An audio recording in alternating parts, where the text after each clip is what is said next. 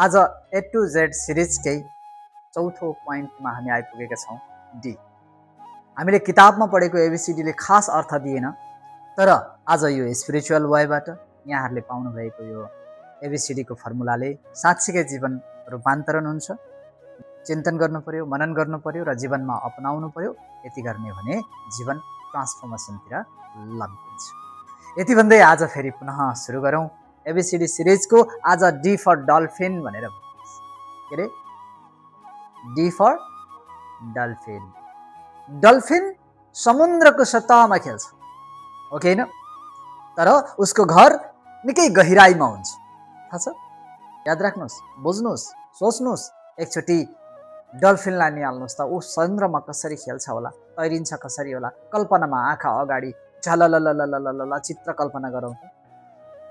कि डल्फिनले खेलिरहेको अवस्था, नाचिरहेको, उफ्रिरहेको, हिँडिरहेको, त्यो पानीमा छचल्किरहेको अवस्थालाई निहाल्नुहोस् त। ऊ माथि माथि सतहमा छेउछेउमा कता कता घुमिरहेको हुन्छ, तर ऊ घर फर्किनु पर्यो भने समन्दरको बिचमा। अब यसको अर्थ के हो त? यसले दिन खोजेको जीवन दर्शन के हो त भनेर बुझ्नुपर्छ।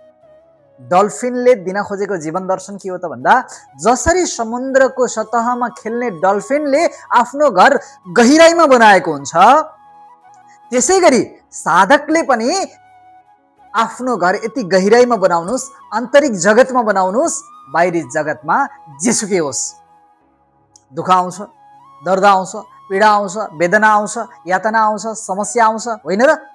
यो सबै आइरहँदा पनि साधकलाई केही फरक नपर्ने गरी के समुद्रमा छालहरू आउँदै गर्दा डल्फिनलाई फरक पर्छ?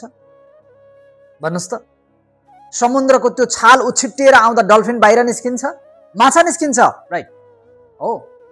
त्यो छालहरूबाट उछिट्टिएर माछा बाहिर जान सक्छ, तर डल्फिन कहिले पनि जान्छ, किनकि डल्फिनलाई केही फरकै पर्दैन। समुद्र जस्तो सुकै अवस्था स्थितिमा छालहरू आओस्। त्यसैले साधकले पनि आफूलाई यति गहिराईमा पुर्याउनु पर्यो क्या। त्यो गहिराईमा पुर्याउनु भयो भने वास्तविक जीवन जिउने सूत्र यहाँले पाउनुहुन्छ।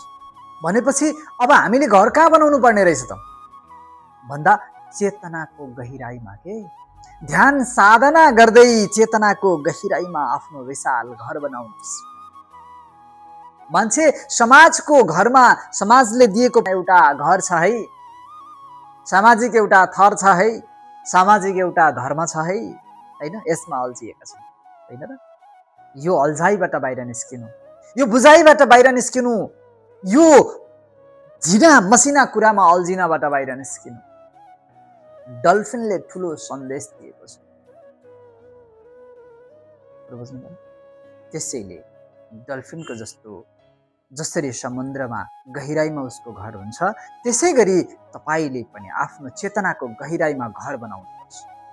त्यही व्यक्ति नै वास्तविक साधक बन्न सक्छ, नत्र भने बाधक हुन्छ। बाहिर अल्झियो, बाहिर बोक्रे कुरामा अड्किएर बस्यो, बोक्रे कुरामा फसेर बस्यो भने गुदी कुरा भेट्न सक्दैन। अनि गुदी नभेटेपछि मान्छे चेतना बुझ्नै सक्दैन। चेतनालाई बुझ्न सकेन भने उसले चेतनामा घर बनाउनै सक्दैन। अनि जब चेतनाको गहिराईमा घर बन्दैन, तब ऊ वास्तविक साधक बन्नै सक्दैन।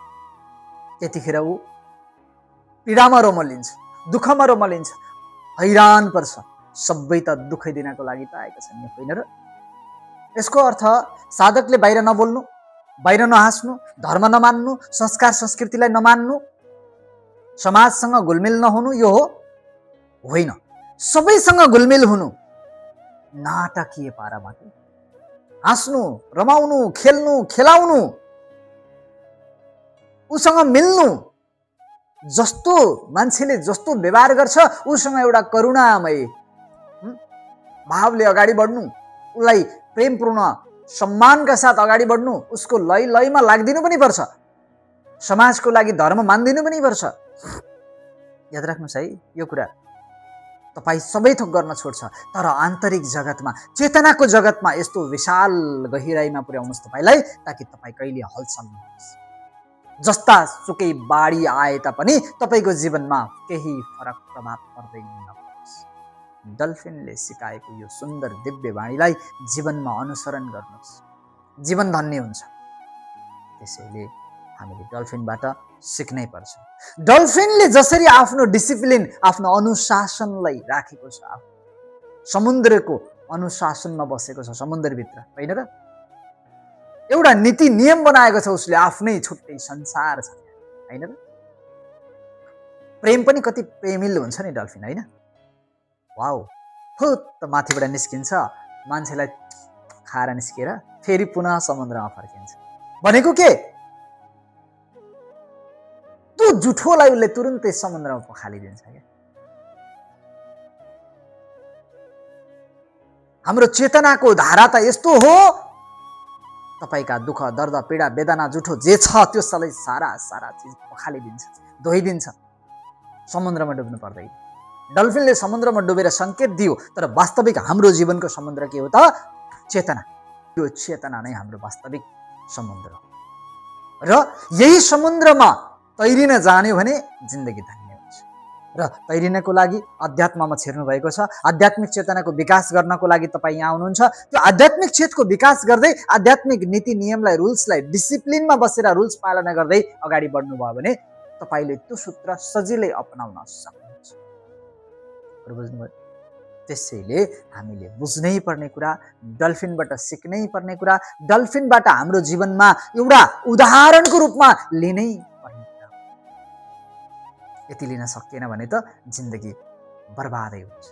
र अर्को कुरा, डीप साइलेन्स। डल्फिन कति साइलेन्स हुन्छ थाहा छ? आवाज निकाल्छ। साधकले एकदम डिसिप्लिनमा रहनुपर्छ। भन्नुको अर्थ यहाँहरूलाई मैले बार बार भन्ने गरेको छु नि, कर्मयोग गर्दा पनि आवाजमा होइन, तडक भडकमा होइन, साइलेन्सली गर्न सिक्नुहोस् भनेको छु नि, होइन? त्यो किन भयो? डल्फिनबाट सिक्नुपर्छ यहाँले कर्मयोग गर्न पनि। ऊ तैरिन्छ, आवाज आउँदैन। त्यो उसलाई ब्यालेन्स मिलाउन कति जानेको छ डल्फिनले। हेर्नुहोस् त, त्यो समुद्रको छालहरू उछिलेर माथि आउँदै गर्दा त्यो छालसँगै ऊ ब्यालेन्स मिलाएर आउँछ। कति सुन्दर छ डल्फिनको जीवन। हेर्नुहोस् त, उसको जीवनीबाट हामीले बुझ्नै पर्ने कुरा कति गहिरो कुरा रहेछ, होइन? त्यसैले मान्छे त चेतनशील भन्ने मात्रै हो, वास्तविक चेतना छैन मान्छेको। याद राख्नुहोस् है, अज्ञानताले ढाकेको छ। सर्वोत्कृष्ट प्राणी मानिस हो भनेर अहङ्कारको भारी बोकेर अज्ञानताले ढाकेर अलमल्ल परेर हिँडिरहेको छ। त्यसैले यो अज्ञानताको भारीलाई विसर्जन गर्नुहोस्। यो झलमल्ल दुनियाँमा अलमल्ल हुन छोड्नुहोस्, अध्यात्ममा छिर्नुहोस्। आजै आउनुहोस्, अहिले आउनुहोस्, उठिहाल्नुहोस्। यो प्रवचन सुनेर बस्ने होइन, सुन्ने, उठ्ने, जुरुक्क उठ्ने, खुरुक्क आइहाल्ने, अनि एबिसिडी पढ्ने, फर्केर घर जाने, सुन्दर जीवन बन्छ। नत्र भने तपाईँ यहाँबाट सुनेको प्रवचन त आहा जस्तो लाग्छ, सुनुन्जेल आहा, सुनेर सकेपछि स्वाहा हुन्छ। त्यसैले त्यो स्वाहा बनाउनबाट जोगिनको लागि पनि तपाईँ आजै उठ्नुहोस्, जाग्नुहोस्, यहाँ आउनुहोस्, अनि मात्रै तपाईँको जीवन सुन्दर बन्छ।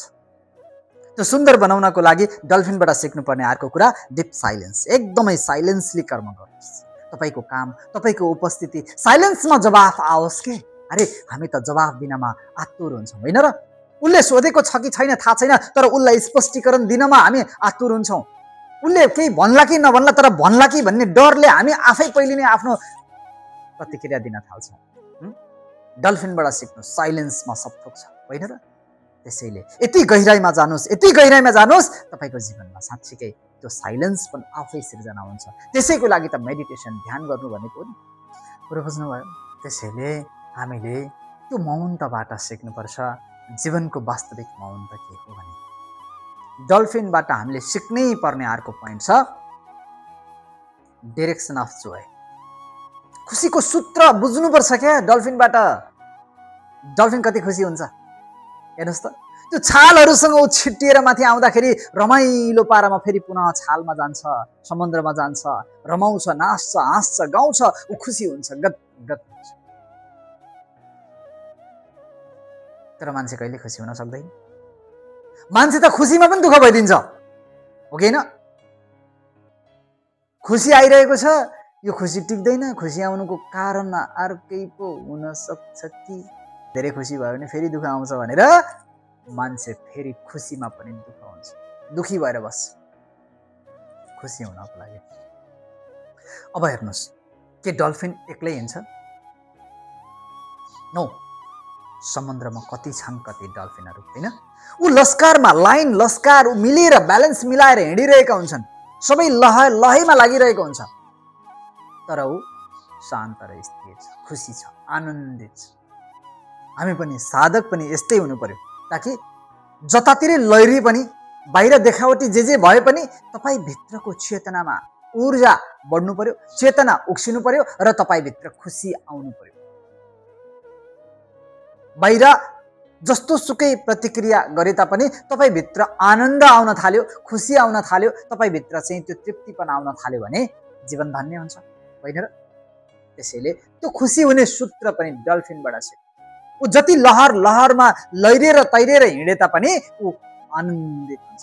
बाहिर त देखाउने चित्र न हो, तर म भित्रको चरित्र कस्तो हुनुपर्छ मलाई थाहा छ। बुझ्नै पर्छ, चित्र र चरित्र। चित्र देखिन्छ, चरित्र देखिन्छ देखिँदैन। त्यसैले डल्फिनबाट सिक्नु, चित्रमा जे देखे पनि भित्र खुसी र आनन्द भने डल्फिन जान्दै हुन्छ। त्यसैले तपाईँ हामी पनि साधक बनिसकेपछि, साधक भइसकेपछि यस्तो नियम हुनु पर्यो, यस्तो अनुशासित हुनु पर्यो, यति खुसी हुनु पर्यो, यति आनन्दित हुनु पर्यो, बाहिर जे घटना घटे पनि, जसले जे भने तापनि तपाईँ भित्र मनमा आनन्द, त्यो तृप्तिपन, त्यो खुसीपन रमाउनु पर्यो। जोएको नम्बर कति हो? 540 होइन त? अरे बाबा, 540 मा हेर्नु त जोए एनी टाइम रहन्छ। तपाईँ रहनुहुन्छ? कहिलेकाहीँ त 75 मा 25 मा पनि झर्न सक्ने स्थिति बन्छ। कुन बेला? तपाईको स्वभाव अनुसार तपाईलाई राम्रोसँग थाहा छ कि तपाईँ कतिखेर झर्नुहुन्छ भने। प्राय त हामी 100 देखि 175 मै बाँच्छौँ, त्यसैमा टेकेर हिँड्छौँ, त्यसैमा टेकेर अड्केर बस्छौँ।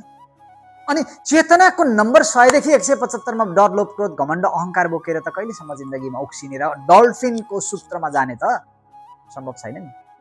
त्यसैले आजैबाट डर, लोभ, क्रोध, घमण्डको बावजुद साहस गरिहाल्ने, रिस उठ्यो साहस गरिहाल्ने, कसैले केही भन्यो साहस गरिहाल्ने, कतैबाट केही भइहाल्यो भने पनि साहस गरिहाल्ने, यो सबै चित्र मात्रै हो। चरित्र त मेरो अर्कै हो, आत्मा त मेरो अर्कै हो। न देखिन्छ, न मृत्यु हुन्छ, न जन्म हुन्छ, होइन र? न जन्म छ, न मृत्यु छ, न देखिन्छ दृश्यमा।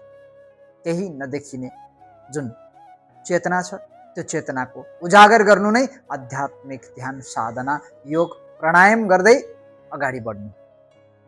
त्यसैले आजको दिनबाट यहाँहरूले बुझ्नै पर्ने कुरा, सुन्नै पर्ने कुरा र जान्नै पर्ने कुरा, डल्फिनबाट यो गहिरो गहिरो अनुभव गर्ने सुन्दर सन्देश बोकेको यो प्रवचनले यहाँहरूको जीवनमा साँच्चीकै बदलाव ल्याउने नै छ। आशा गरौँ आजको प्रवचनले तपाईहरूलाई पनि आजै उठेर जाउँ जाउँ लाग्नेछ। यो हामी जेटसम्म नपुग्दै तपाईँ यहाँ आइपुग्नुहुन्छ। अहिले त हामी ABCD मा छौँ। के थाहा भोलि E मा आइपुग्नुहुन्छ कि? के थाहा भोलि F मा पो आइपुग्नुहुन्छ कि? फुत्किएँ घरबाट भन्दै, अनि F मा नै फुत्किएँ। ओके, यो कुरा चाहिँ हामीले बुझ्नुपर्छ। नबुझ्यो भने दुःख हुन्छ, पीडा हुन्छ, वेदना हुन्छ, यातना आउँछ, समस्याले हामीलाई गाँच्छ। अनि यो समस्याले गाँचेपछि जीवन अन्धाधुन्दा भएर बुझ्नुपर्छ। अब डल्फिनले दिन खोजेको चाहिँ मुख्य सन्देश चाहिँ के? डल्फिनबाट मानव जीवनमा आएको सन्देश डिभाइनिटी, दिव्यता झल्किनु पर्यो नि, होइन? त्यो डिभाइन एनर्जीसँग कनेक्टेड हुनु पर्यो नि जीवन चलाउनको लागि, होइन र? त्यति नगरिकन सम्भव छ? त्यसको लागि योग, ध्यान, प्राणायाम नगरिकन सम्भव छ? यो कुरालाई बुझ्नु पर्यो। दोस्रो कुरा, डेप्थमा जानुस्, गहिराईमा पुग्नुस्। यति गहिराईमा पुग्नुस्, जीवनको वास्तविक जन्म के हो, मृत्यु के हो, मृत्युको भन्दा पनि गहिराईमा पुगेर आफ्नो जीवनको दर्शन पत्ता लगाउनुस्। जबसम्म गहिराईमा पुगिँदैन तबसम्म जिन्दगी वास्तविक स्वरूप थाहा पाउन सकिँदैन। त्यसैले यति गहिराईमा जानुस्, यति गहिरामा जानुस्, तपाईको जीवनको वास्तविक दर्शन, जीवन दर्शन अरूले बुझाउने होइन, तपाईँ आफै डुबेर पत्ता लगाउनुपर्छ। र अन्तिम चरण डिरेक्सन। तपाईको दिशा तय हुनुपर्छ। कहाँ जाने, गन्तव्य कता हो? आयो, ध्यान गर्यो, रम्यो, नाच्यो, हाँस्यो, खेल्यो, अनि टक्क प्रवचन पनि सुन्यो, ध्यान पनि गर्यो, आनन्द तृप्ति भयो। अनि फेरि पुनः तल झर्ने बित्तिकै रिसमा आयो भने, तल पुग्ने बित्तिकै तपाईँलाई क्रोध जाग्यो भने, एउटा कर्म गर्ने बित्तिकै तपाईँमाथि त्यो अहङ्कार जाग्यो भने, भन्नुहोस् त, डल्फिनको सूत्र के काम लाग्यो? लाग्यो? अहिले भर्खरै सुनेको कुरा त्यहाँ पुगेपछि त सक्यो।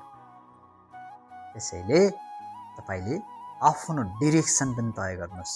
त्यो चेतनाको डिरेक्सन के तपाईले तय गर्ने दिव्यता, त्यो बाटो, त्यो वे, त्यो जुन छ नि, त्यो चाहिँ तपाईले बाहिर देखाएका कुरामा होइन, आफूभित्रको चेतनामा डुब्नुहोस्। चेतनामा तैरिन सिक्नु पर्यो मान्छे भइसकेपछि त। चेतनामा तैरिन सिकेन भने त गाह्रै पर्छ, गाह्रै पर्छ, अति गाह्रो पर्छ। गाह्रो मात्रै होइन, अति गाह्रो पर्छ। अनि जिन्दगी अलमल्ल अलमल्ल अलमल्ल अलमल्लै परिरहेको हुन्छ। त्यसैले यस्तो दिशा बनाउनुहोस्, यस्तो स्पष्ट दिशा बनाउनुहोस्, तपाईँको दिव्यता झलक्क झल्कियोस्। तपाईँ झुल्किन साथ सबैले तपाईँबाट त्यो सुन्दर ज्ञान प्राप्त गरोस्। आज एबिसिडी सिरिजको डी श्रृङ्खलामा प्रवचन पस्केँ यहाँहरूलाई। यसलाई चिन्तन मनन गर्दै जीवनलाई आफ्नो दिव्य दिशा तय गर्नुहोला। अहिलेलाई भने बिदा चाहन्छु। यहाँहरू सबैको जय होस्, कल्याण होस्। Thank you.